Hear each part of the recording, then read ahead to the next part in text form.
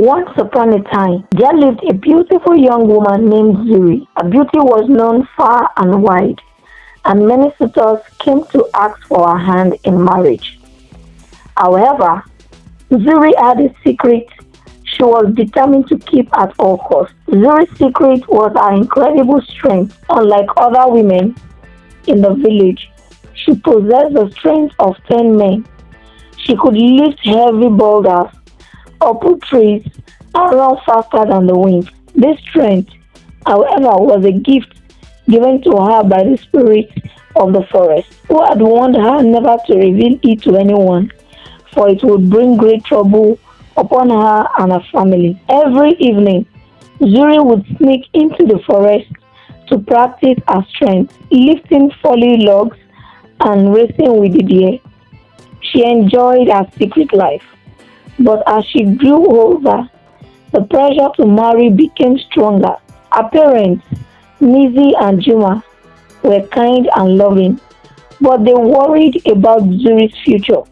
They wanted her to settle down and have her own family. One day, as Zuri was returning from the forest, she found her parents waiting for her at the entrance of their hut. "Zuri, my dear," Nizi and Juma began, "we have received another proposal. This time, it's from Chief Juma's son, Kito. He is a brave and strong warrior. We are sure he would make a good husband for you." Zuri's heart sank. She had no interest in marrying Kito or anyone else for that matter. She feared that if she did, her secret would eventually be discovered. "I don't want to marry yet, Baba," Zuri replied, trying to keep her voice steady. "I am not ready." "But Zuri," Juma said gently, "you are of age now. Many women of your age are already married, with children. It's time for you to think about your future." Zuri nodded but remained silent.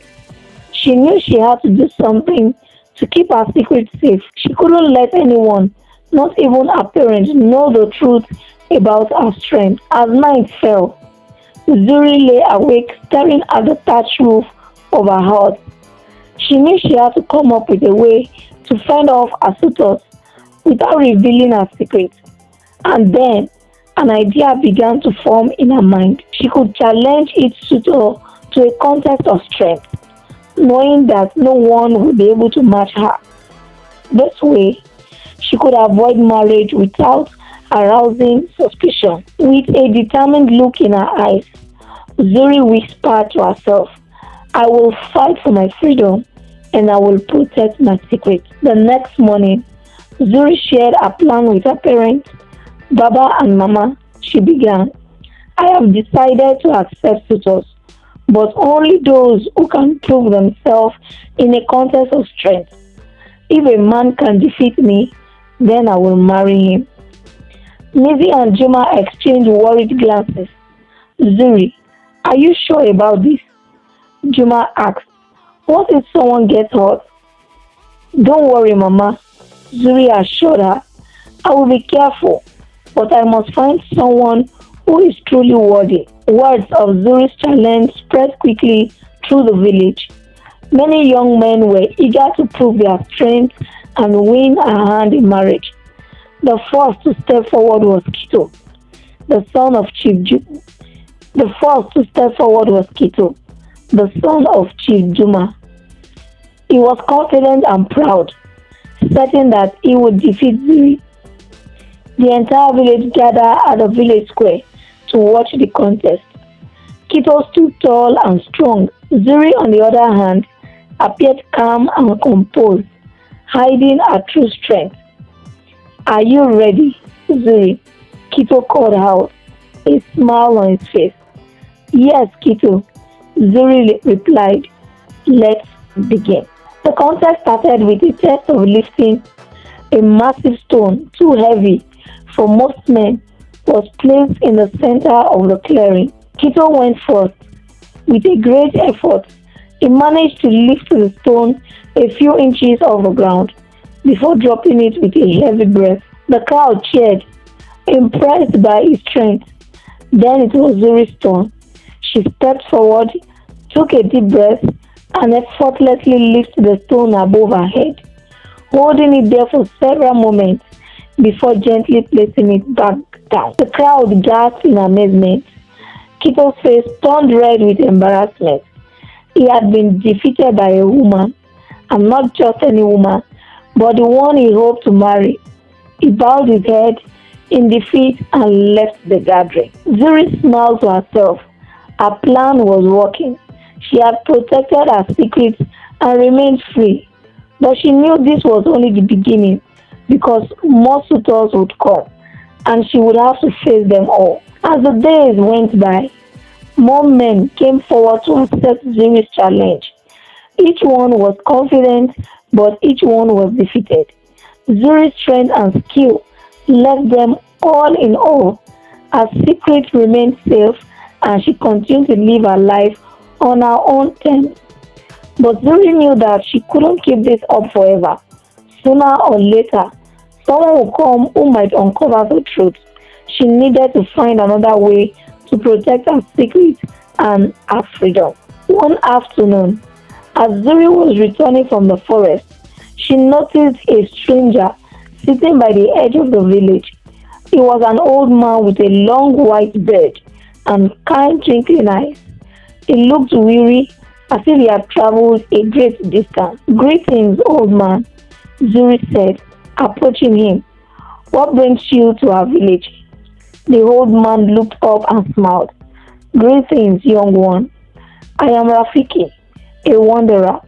I have traveled many lands and seen many things. I have come seeking rest." Zuri felt an instant connection with Rafiki. There was something about him that made her feel safe.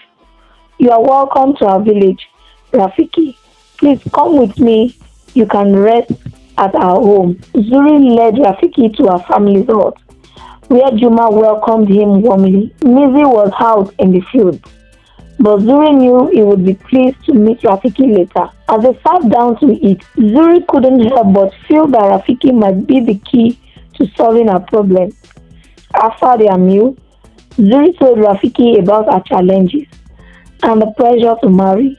She didn't reveal her secret, but she hoped that Rafiki's wisdom might offer her a new perspective. Rafiki listened carefully, nodding thoughtfully. "Zuri, my child," he began, "you are a wise and strong woman, but you must also be careful, because sometimes the greatest strength lies in knowing when to seek help. Have you ever considered that there might be someone out there who could understand your secret and help you protect it?" Zuri shook her head. "I have been afraid to tell anyone, Rafiki. What if they use it against me or tell others?" Rafiki smiled gently. "True friends and allies can be found in the most unexpected places. Sometimes, sharing your burden can lighten it up, but you must choose wisely. Look into your heart and you will know who to trust." Zuri pondered Rafiki's words. She realized she had been so focused on keeping her secret that she hadn't considered the possibility of finding someone who could help her. Perhaps it was time to open her heart and seek out a true friend. As the evening went on, Zuri and Rafiki exchanged stories and laughter for the first time in a long while. Zuri felt a sense of hope. She didn't know what the future held, but she knew that with Rafiki's guidance, she might find a way to protect her secrets and still live a fulfilling life. The next morning, Zuri decided to take Rafiki's advice to heart. She knew she had to find someone she could trust, someone who could help her protect her secret. As she walked through the village, she noticed a young man, Taji. He was kind and quiet, often helping others without expecting anything in return. Zuri had always admired his gentle nature, but had never spoken to him much. Zuri approached Taji. "Good morning, Taji," she greeted him. Taji looked up and smiled. "Good morning, Zuri. How can I help you today?" Zuri took a deep breath. "Taji, I need to talk to you. It's something important, and I hope you can keep it a secret." Taji's eyes widened with curiosity. Of course, Zuri, you can trust me on that. Zuri led Taji to a quiet spot by the river, away from prying eyes and ears. She hesitated for a moment before speaking. Taji, I have a secret that I have kept hidden for a long time. I am not like other women in the village. I possess great strength that no one should know about. Taji listened carefully with serious face expression. I see. And you are worried that if people find out, it will cause trouble for you. Zuri nodded. Yes, I have been challenging my suitors to contests of strength to keep them away. But I know I can't keep this up forever. I need someone who can help me protect my secret. Taji smiled gently. Zuri, you are not alone. I will help you in any way I can. Zuri felt a wave of relief. Thank you, Taji. I knew I could trust you. From that day on, Taji became Zuri's confidant and ally. He helped her devise new challenges for her suitors and provided support when she needed it most.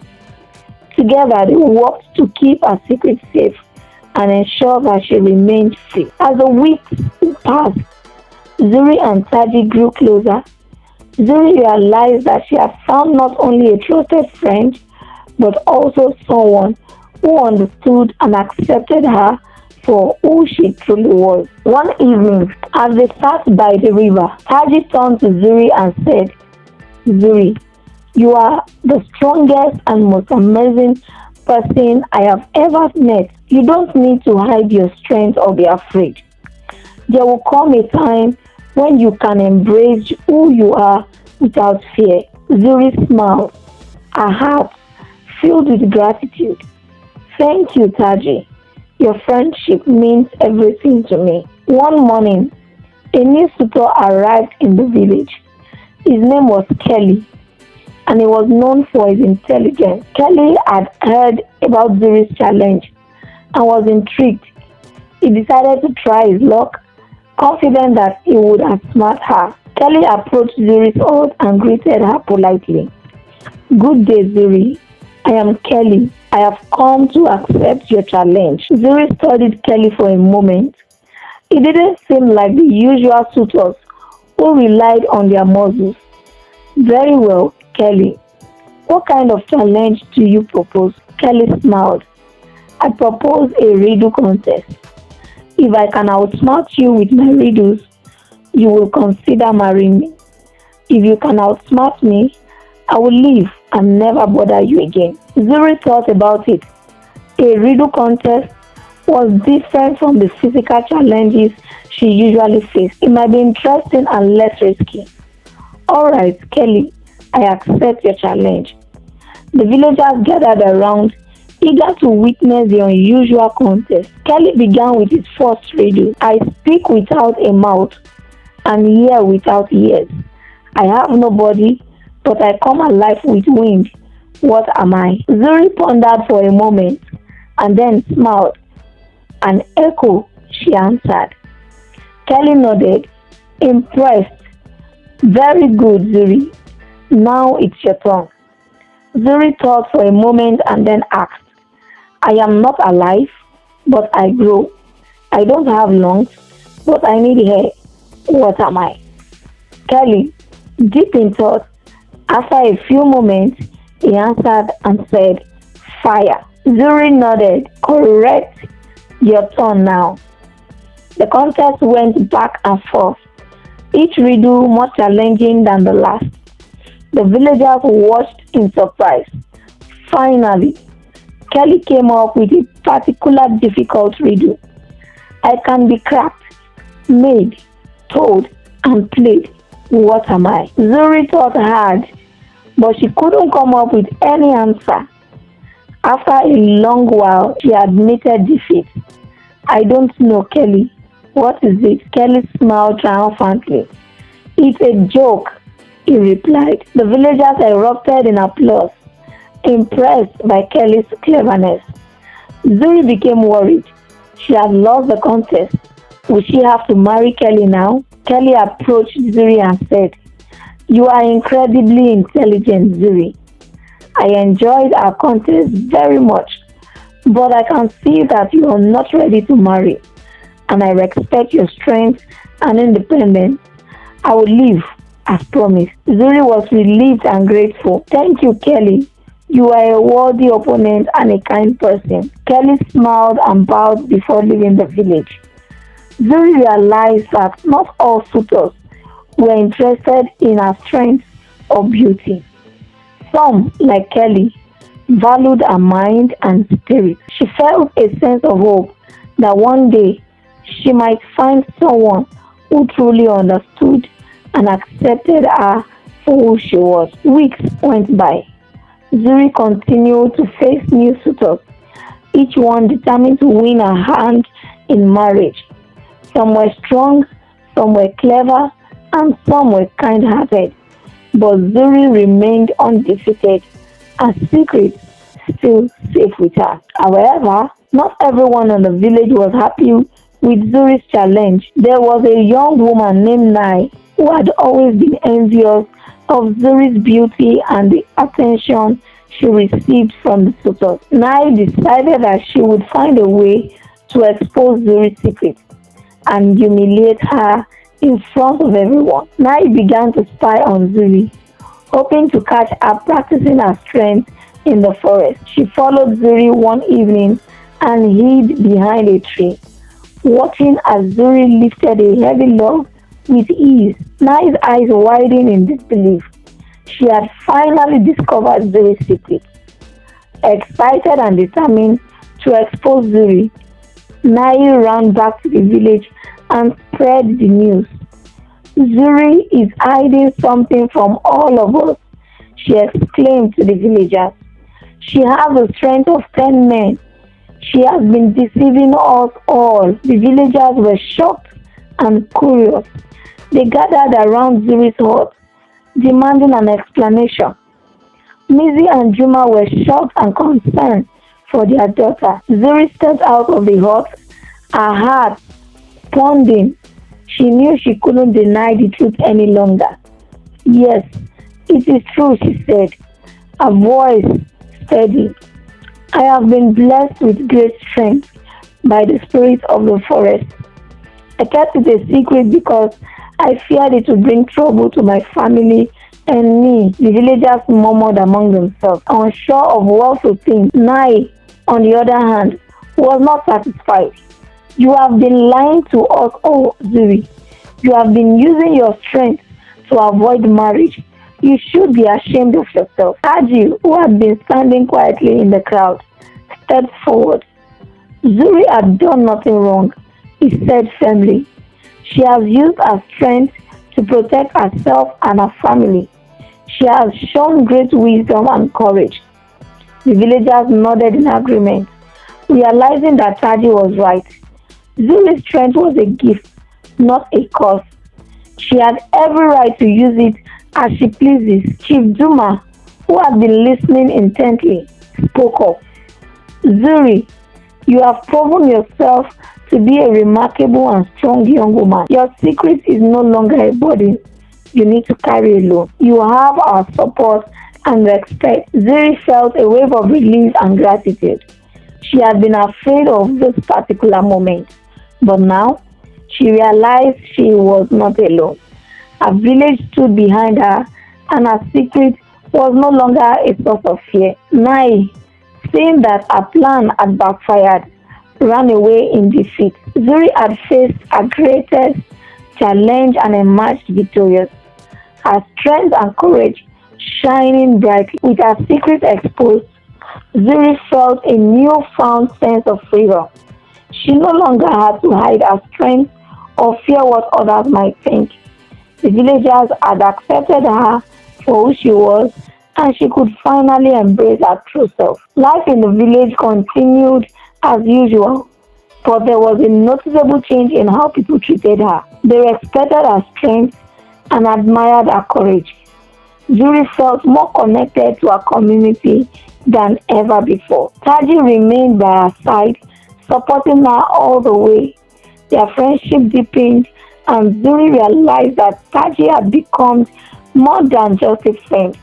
He was someone she could trust with her heart. One evening, as they sat by the river, Taji turned to Zuri and said, Zuri, you have faced many challenges with grace and strength. You have inspired me and everyone in the village. I am so proud of you. Zuri replied, smiling, her heart filled with warmth. Thank you, Taji. I couldn't have done it without your support. You have been my rock. I have something to ask you, Zuri. Would you consider spending the rest of your life with me? I promise to stand by you, to support you, and to cherish you for who you are. Zuri's eyes filled with tears of joy. She had never imagined finding someone who truly understood and accepted her. Yes, Taji, I would be honored to spend my life with you. Zuri and Taji got married and lived a happy and fulfilling life together.